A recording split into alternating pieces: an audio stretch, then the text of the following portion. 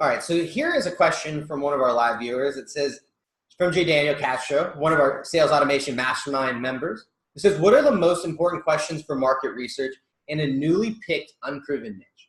And so what's really, really important for you to understand is you've got to understand two kind of general things. The first thing that you've got to understand is the business, right? You got to understand the business and how the business operates. What are the business problems? And then the second thing that you've got to understand is you got to understand the customers. You got to understand the niche. You got to understand the audience, right? You've got to understand the clientele, because usually you're going to be creating ads. You're going to be marketing to those clients. So if you're just getting started in a brand new niche, that's what I would recommend. So you got to understand the business systems, okay? And then the second thing that you've got to understand is you've got to understand the market, let's just put market dynamics, all right? I'm gonna put market psychology, all right?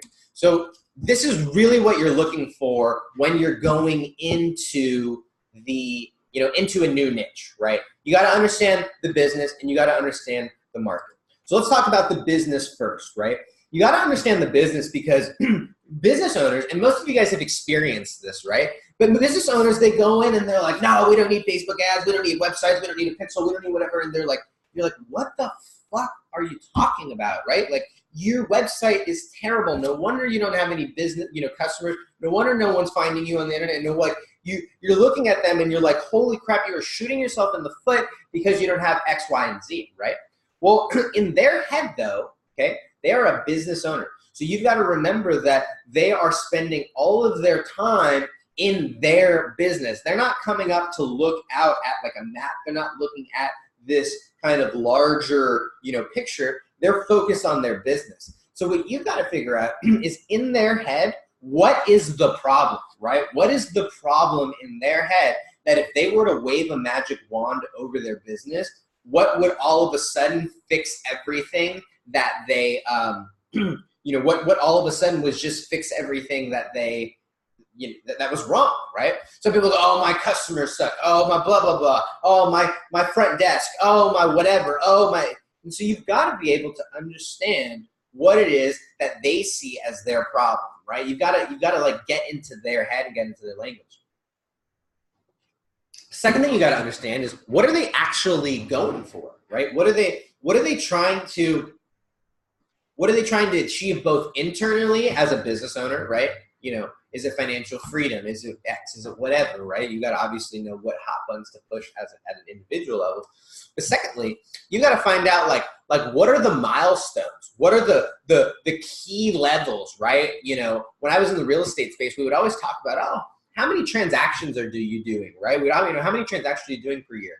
Oh, okay, cool. Well, let's work on getting you to 50 transactions. Imagine what it would be like if you could get to 100 transactions, right? Like I knew their not only their internal motivations, which is they wanted to make money, they wanted to be financially free, they wanted to be this big shot, they wanted to be all these things, but then externally, they wanted to hit their numbers, they wanted to have more transactions, they wanted to do more volume, right?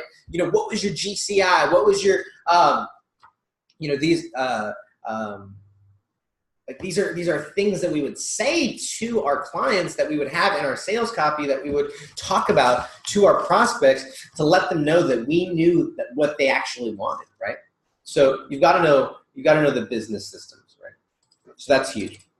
When it comes to business systems, there's two things, right? Which is let's talk about, external milestones. And then we'll talk about, here is internal motivation. Okay, so those are the two things that you really want to find. And generally within people, they're going to be the same, right? Within a niche or an industry, not always, but there'll be a lot of them will be the same. The second thing is market psychology. So now, okay, you understand the business owner. Now you know how to get into their head. Now you know how to get into their schedule. Now you know how to get into their wallets. Okay, all of a sudden you've got to turn your focus to the customer. You got to turn your focus to the audience, to the people that you're going to be writing your ads for.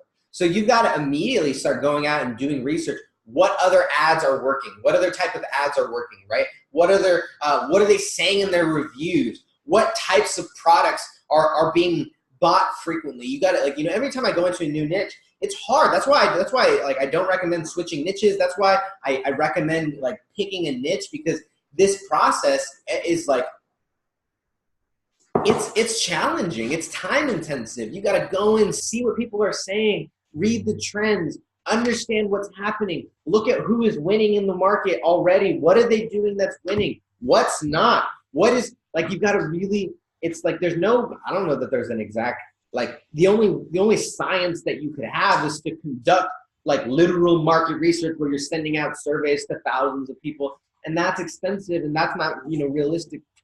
So you've got to go on things like Angie's List. You got to go on things like Amazon. You got to go on things like Yelp, like Google Maps. You got to read the reviews. You got to go into Facebook groups. You got to read what people are saying about these businesses, because that's going to tell you what they're interested in. What are their motivations? What's going to prompt them to be able to, you know, to feel so inclined, in, you know, whatever, to actually make a comment, make a post, right? So that's what I would say is the best way to go in and do market research on a